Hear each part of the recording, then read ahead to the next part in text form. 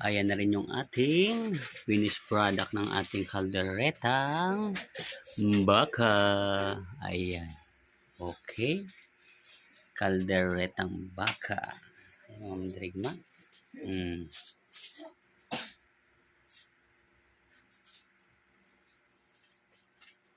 Yan, magluluto tayo ng kalderetang baka.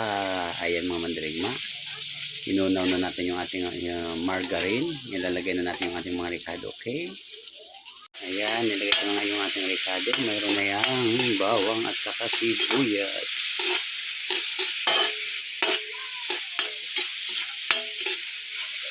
Ayan, mandrigma.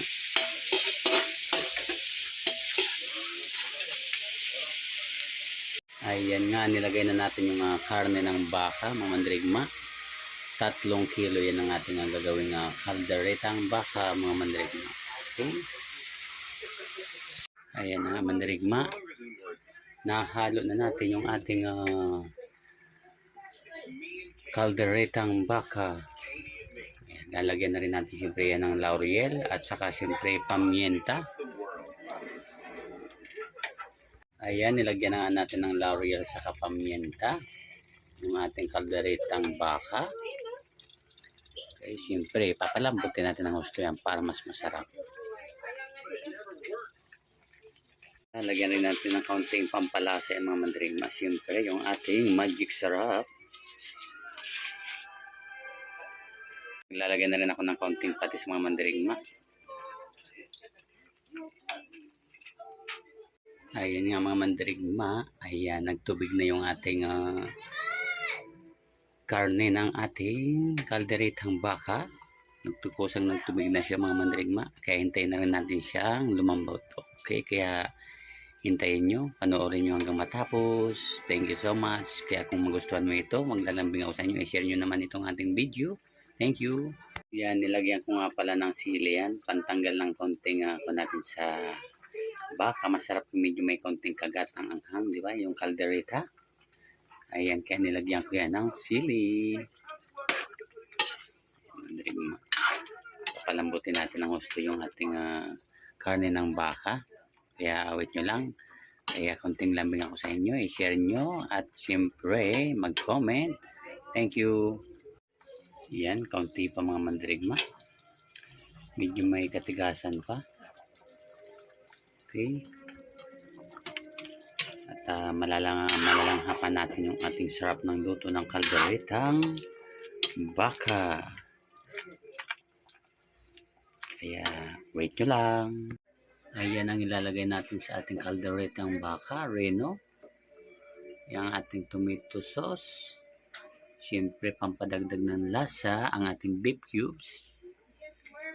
Hindi mawawala ang kaldereta. At siyempre, yung ating tomato paste. Okay. Ayan. Ayan, medyo malambot na siya. Medyo malambot na yung ating gagawing kalderetang baka.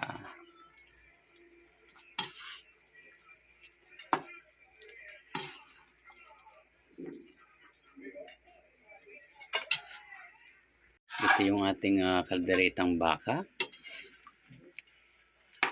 Yan, malambot na yan. Kaya konting tiis na lang. Kaya mga mandrigma, konting lambing, i-share nyo naman ito. At syempre mag-comment.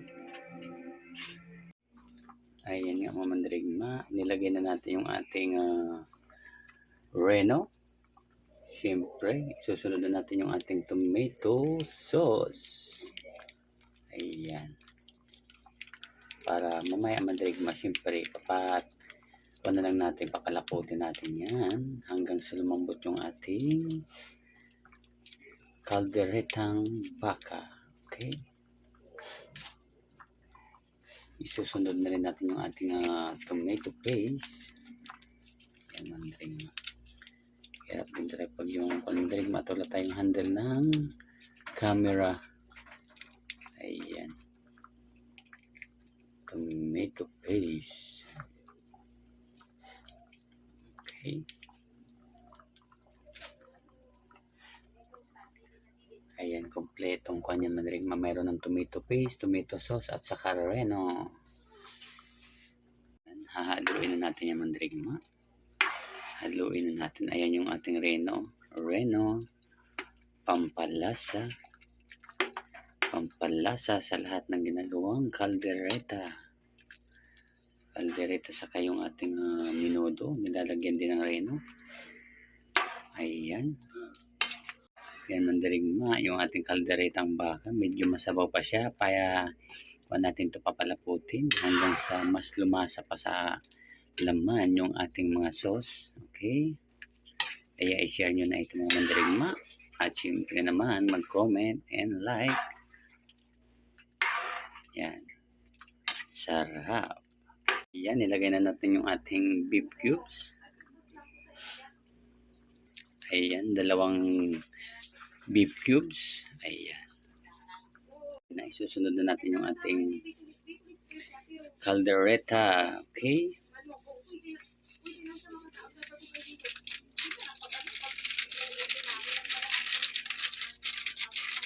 Sarap.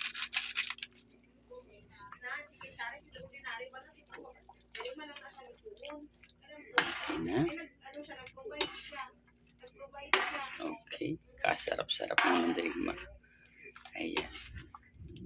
Siyempre, papatihanin natin ito. Okay? Pahigain ba natin? Ayan. Nilagay na nga natin yung ating carrots sa patatas. Mga mandirigma para sa ating kalderetang baka. Ayan. Mamaya ilalagay na rin natin siyempre yung ating green peas. Okay? Ayan, nilagay na nga natin yung ating green peas. Ayan. Yummy, yummy, yummy.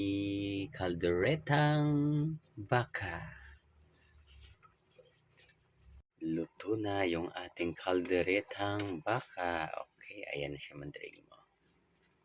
Yummy, yummy, yummy. Kalderetang baka. Ayan. Luto na.